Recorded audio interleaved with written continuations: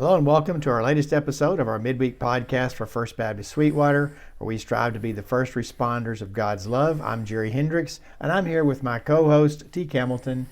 How are you doing today, Teek? Great, Jerry. Great. Well, it's good to see you. I've been gone for a couple of days. We were lonely. And so I quickly tried to get up to speed on all that I've missed. And boy, have you missed a lot.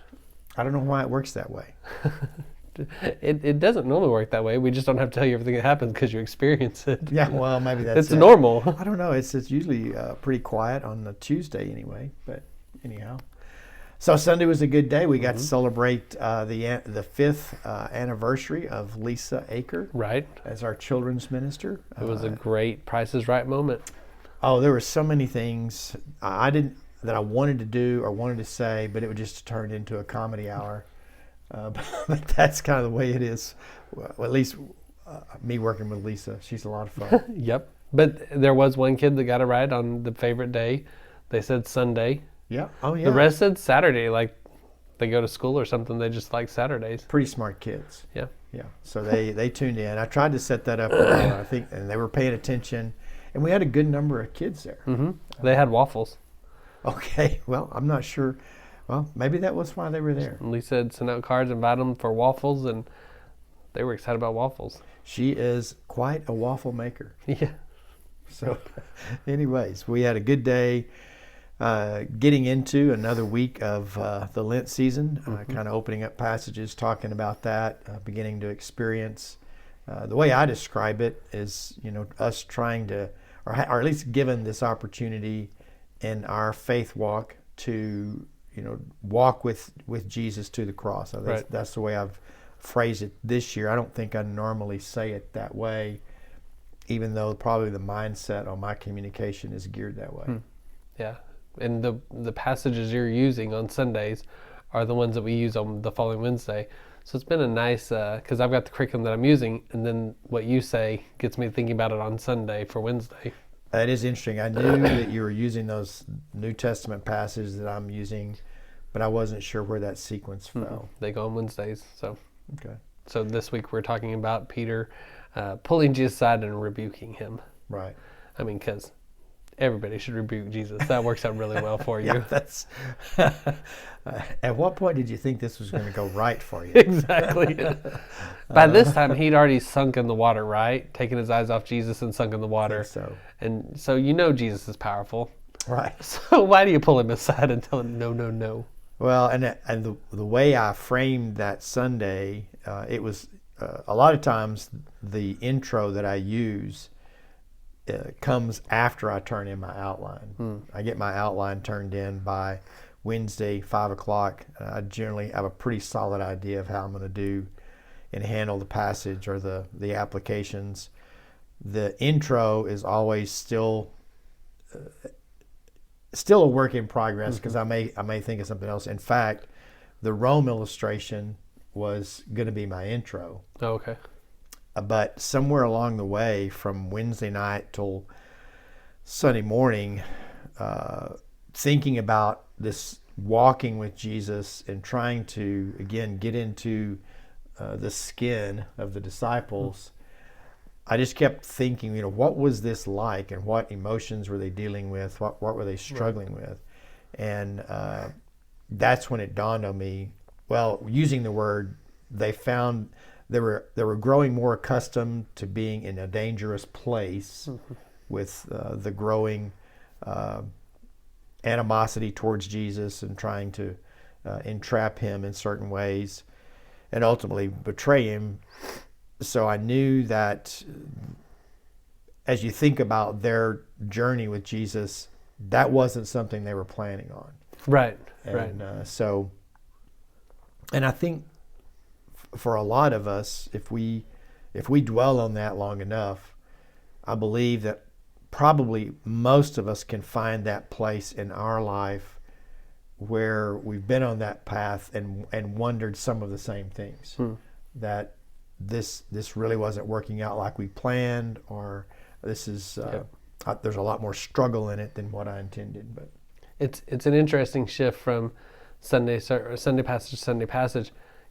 Last Sunday you talked about the baptism of Jesus, and one of the things I told students Wednesday night was, as you're baptized, one of the things you can resonate with as you're now a part of God's family is God looking down and saying, you're my child with whom I'm well pleased and I love you. And just kind of resonate with Jesus in that experience and know that God's looking down on you and pleased with you. Well, then there's also the fact that we can resonate with Peter this week, that there are times if we're not doing the will of God, we're doing the will of Satan, and we've chosen ourselves and something else over God. And so we've got to hear Jesus say, oh, get behind me, Satan. Right. And that's hard to do because we really want to just be in the perfect spot and say, well, that was just reserved for Peter. Well, Peter was kind of like one of the disciples. Him and Paul were pretty big deals in the New Testament. If Jesus would say it to him, how often would Jesus have said it to us? To say, you're thinking about yourself. You're thinking about your own selfish desires. You're not thinking about God's will. And so being able to put yourself in both those shoes, say, God's pleased with me, but when I focus on myself and my own desires and what I want, God's not pleased with me. Yeah, and I think it encompasses the variety of our lifestyle, where we tend to think of sin as just those bad things that we might do, and not things that we ought to be doing, or just that struggle we have of being good followers and good disciples. And I think that's the case where Peter found himself there and working through that struggle, but that's definitely a part in some way of something that we experience in our own ways. Yeah, and we don't think a lot of times of how we think of how our sin affects us, we forget how it affects others. Right. Like that was a pivotal moment that if Peter didn't finally get on the same page with Jesus, it could have changed the history of what happened in the New Testament. He had to get on the right page and understand who Jesus was and whose will he should be following. Well, and the other interesting part in terms of Jesus' leadership style, if you want to go there, was he didn't rebuke Peter alone. Right. It was right in front of everybody. He rebuked him to the disciples. Yeah. And that's that would sting a bit. And what the way we do leadership in our culture, that's not the way you do that. If it's you've taken Peter aside and dealt with that with him, but it was a message that they all needed to hear. Yeah. And all, I think for us as well, you can put yourself on watch, I think. Right. And we think of Satan a lot of times as a character, a figure, but like the word means adversary. Peter putting himself in a position that was adversarial to Jesus. Right. And so, yeah. Well, and then they had, in the commentaries, they looked back to the time when Jesus was tempted, and it was all of the same parts are in motion there. Right. In terms of what's going on as Jesus continues this journey. Of course, at this point, the temptation was early in his ministry, whereas this was kind of on that last part of his life and ministry where he's moving towards the cross. But again, it's another one of those really good passages for us to continue to consider, think about for our life and what that looks like. And, a big help in this season that we're in. Yeah, it's one of those tough passages to deal with and to really think about, put yourself in there. Yeah. And then the other thing we are experiencing that I'm finding a lot of joy in it, and me being gone the last 24 hours, you and I haven't talked about it, with just being our second week, but is our noon prayer on Fridays. Yeah, definitely. I have grown to become more of a reflective person in my faith life. Now, I don't know that I want to, for my personal taste, I'm not interested in a purely reflectional worship experience week in, week out. But I do like, because I do like energy in the worship service, and not monotone in a worship service, but definitely that the deal we're doing on Friday at noon in our worship center is a time of prayer and fasting and giving, and it encompasses all of the experience of Lent, and it has been for me a very, very good experience. We've had this was our second Friday to do it, like you said, and we've had several people who they've been there both times, and my guess is if we talk to them, and it'd be interesting, and I will talk to them, I think they would say that it's something that they really look forward to now after just 2 times, that it's something that they don't want to miss being a part of. Yeah, and I know there's that frustration in trying to starting something new and trying to communicate this to people. And I think the struggle we have is it's just not something that's on people's scheduling and in on their radar, or something that they would do regularly. Right. But I think I can't help but believe that for anyone to have an hour a week where you pressed pause Right. would be a deeply beneficial exercise.